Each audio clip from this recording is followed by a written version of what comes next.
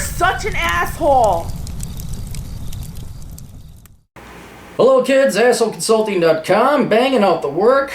I may get caught up tonight, but then tomorrow there'll be new questions. And that's called contributing to GDP and having lifelong employment. And there's nothing to complain about, kiddies. Hey Cappy, what's up? First and foremost, please keep me anonymous. Alright, here's the question. What is your take on balancing a job with starting a business? Details below. Basically, I started a mobile DJ business last year and it's been gaining momentum. I did a show for $234 last month.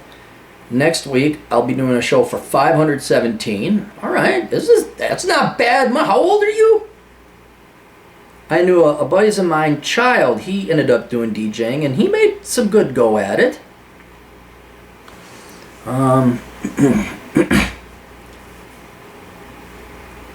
Sorry, I'm just trying to find out how old you are. I have 5 events currently scheduled during the spring and summer. I'm also represented by a local DJ agency in my city and have been DJing regularly for them too. Alright, so you're good at it. People are having you come back. I love what I do. I know it is scalable in the long run because I am currently building a sales team. We'll be paying them on a commission basis. Eventually, I'll be hiring other DJs to fill in for me so I can run the business from the background, which will allow me to be in charge of time and give me the financial freedom I have yearned for since graduating college. Alright, please. One DJ at a time. One. Alright? I already see a ton of mistakes you're going to make, and the big one is you're going to go training a bunch of people, pissing away your time and theirs. Half of them at least are going to be fucking deadbeats and losers. One DJ. One deadbeat. One DJ. That one doesn't work, you get rid of him, you find another one. She doesn't work, you get rid of him. Then you'll find one that does. And then when that person's on autopilot and you're not managing a nightmare and losing your reputation because you sent 5 retards out into the fucking DJing market and then you totally torched your reputation, now you have no job whatsoever. Quality. Do not overexpand. One DJ. Quality. One quality DJ at a time. And then once you got that guy put in that place, then you get another, oh, there's a girl and she can handle it. Experiment. Girls might be able to get different contracts and gigs you hadn't thought of. Okay, she's good. She shows up on time. There you go. One DJ at a time. I've also been through a lot of jobs but found a good niche in audio-visual work. While it is a fun job, the problem is the hours could be unpredictable and the pay could be average. My past job had me working hours on weekends, first, second, and third shift, and I was aching at the end of the day because I was lifting speakers, running trusses up ceiling. Sounds like the Great One's job. Putting together fast fold screens, etc. I've done events for big name clients nationally and locally, so I appreciate the experience. My current job is not as bad as it is primarily first shift, but occasionally we work on the weekends. I'm getting paid more too, but only enough to pay my bills and save a couple bucks. My current job occasionally has me to travel to other cities and states to work too. For work too. I think you know where I'm going with this. Since my mobile DJ business is growing in a positive way, my current job may cause an unnecessary factor in the growth. Backtrack to my show next week. I'm getting paid $510 only to work for 4 hours. My job is looking to schedule me to work 5 hours at $15 an hour. Well, there's your answer. This show I already have been booked for weeks. This show already have been booked for weeks. I keep thinking that maybe I'm reading it wrong and I'm not. I blocked my time off at work for it. I'm contractually obliged to show up. My show starts at 6:30 p.m., but my job is looking to have me scheduled from 12 to 6 p.m. That's really cutting it close. Well, wait, let's see. My job is looking me to schedule to work 5 hours at $15 an hour during more or less right up to that time. Tell them no. No! You can tell your employers no. It's great. They may not like it. They might fire you, but I've had quite the... It's like telling girls no. When you tell them no, they like you more. It's weird. I don't know why. This is really cutting it close because I don't know where we are working that day or how long this is going to take. Yeah, dude, you can't... No, you already made the first obligation. Say, sorry, I have an obligation that I made.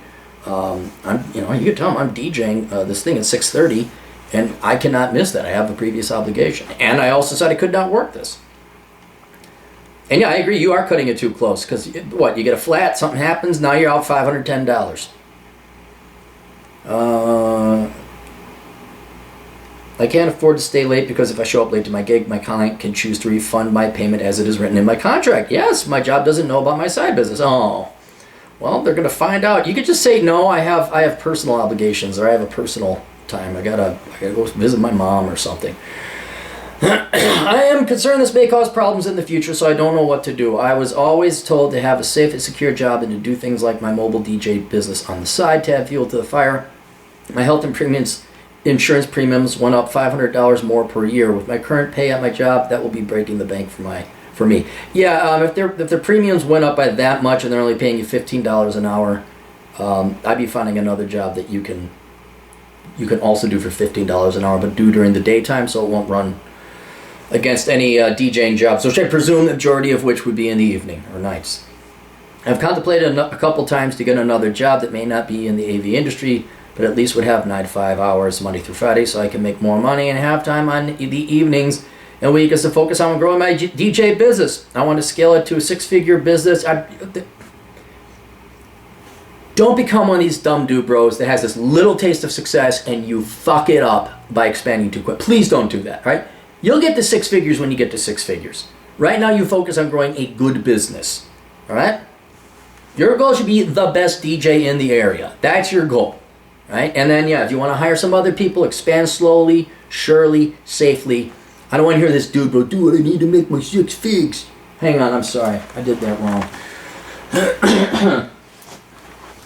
Do it, man, I need to make my 6 figs.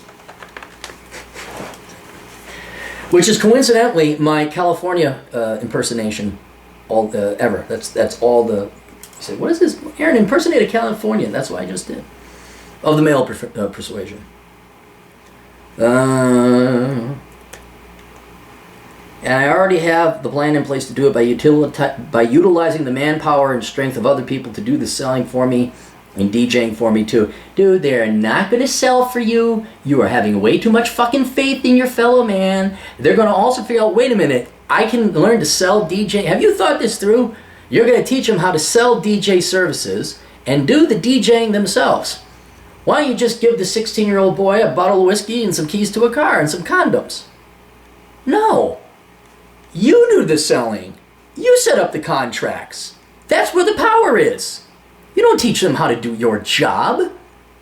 You just want to not work. No. Self-employed people do not work. We work all the time. It's Saturday. I went out hiking. You think I wanted to come back and do this stuff? Actually, I don't mind it too much, but there's a lot of days I don't. And then when I go to the cigar lounge, you think I could just sit there and enjoy a cigar? No, I have to use their internet because it has good upload speeds because I'm not back at the Northern Command. You are going to work till you die. Get used to that. All right? Don't come up with these dumb I'll just have everybody else do the work for me and teach them how to run a business so I'm not even needed. Oh, wait a minute. So teach them how to DJ. Do not teach them how to sell. Do not. All right? As you can see, it's not going to get easier as my business grows, and I don't want to burn bridges at my job because management has treated me well. Thanks for reading, and let you know how much would this be. If the price is good, look for my payment. A YouTube video would be cool. All right, look, I always respect employers that treat people well, so that's good. I think the pay is a little low, but I guess 15 is, you can live on that. But the hours is what's throwing you into this. And now, look, you're damn right, $510 for 4 hours of work, and DJing is more fun. It just is. And when you're starting to talk numbers like this per gig, it's when my first gig teaching dance class, I made $350 an hour. Now, I only did it for an hour, but I was like, holy cow. And that's the market, that's economics telling you something. You have a skill, or you're in a market where this particular skill is in more demand by, gosh, 30 times more? Is that, what is 15 into 510? At least more than 10 times more valuable than what they're willing to pay you at the regular job. Now, of course, the regular job has insurance, and they'll get you your 40 hours. It may be all over the place, but this is what the real world is. Yes, you are absolutely right. You should go find yourself a 9-to-5 job. What I would talk to your current employer is say, look, I really appreciate working here, but is there any way I can get daytime shifts regularly? And I don't think that's going to happen, knowing what I've talked to with the great one. Yeah, you go there on the weekends, you go there at night. They don't want to see you. Like when the hoity-toity rich people come in, they don't want to see you. So you go away for 5 hours, then you come back at 2 a.m. when they have all left home, and then you You disassemble everything. So I don't think that's going to work. But yeah, you're going to have to start applying for a daytime job that's more stable in the hours. And it doesn't have to necessarily pay that much. It just has to pay enough.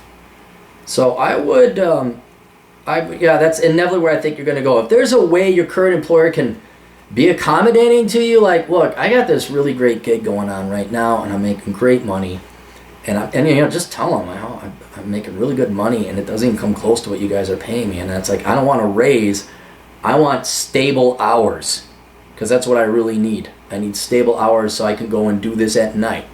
And that's kind of what I did. I taught classes at night and did banking during the day. Well, I didn't do banking during the day. I sat there and argued with fat, bald, middle-aged men who wanted to fuck over the United States and try to explain to them how it would come to bite them back in the ass. It really wasn't banking. It was just giving money away to the world's dipshits. But we called it banking. Anyway, yeah, that's what you're going to have to do, man. That's the hard part. And whatever job that is, 9 to 5, Monday through Friday. And you got to get them. You got to say, because you don't want to jump into another job and then the boss, I don't know if any bosses have ever done to you, lied about your duties and your hours, and they're like, well, we need you to stick around till 6.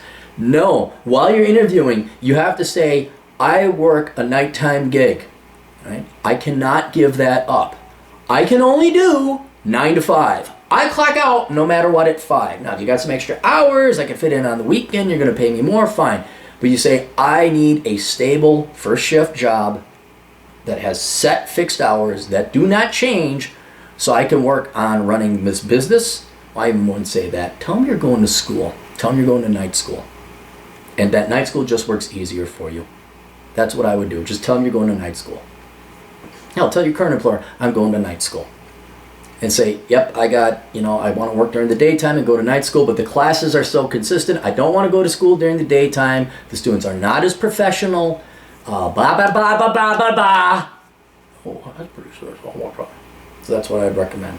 Yeah, but dude, that's awesome. And yeah, I don't want to crush your dreams, because unlike everyone else's dream, I want to do this thing, I want to run a bar. You actually have economic empirical data coming in that you're getting paid. This is good money. This is damn good money. A man could live on this. So you owe it to yourself to follow up on it. There may not be as many DJ gigs as possible as you think. But yeah, this $15 an hour job, yeah, that's fine. But you know what? It's a $15 an hour job. It's not your career. It's not your business. So you absolutely do have to follow up on this, knowing that everything could fail. But mark my words, with this, I'm going to make 6 figs next week. I'm going to give away the keys to the kingdom and figure. No. One DJ at a time. Grow it wisely, and don't overexpand. That is because you have the potential for something here. It may not manifest. It may not come to fruition. But yeah, you don't get paid $510 for 4 hours of work unless you're doing something good and you've already developed a good reputation. So that's what I would do. All right, that's it. You guys got questions, Captain's got answers, AnswerConsulting.com. Donate to the Patreon account, patreon.com/Aaron Clarey. Check out the books at Amazon.com. And tune in to the Clarey Podcast.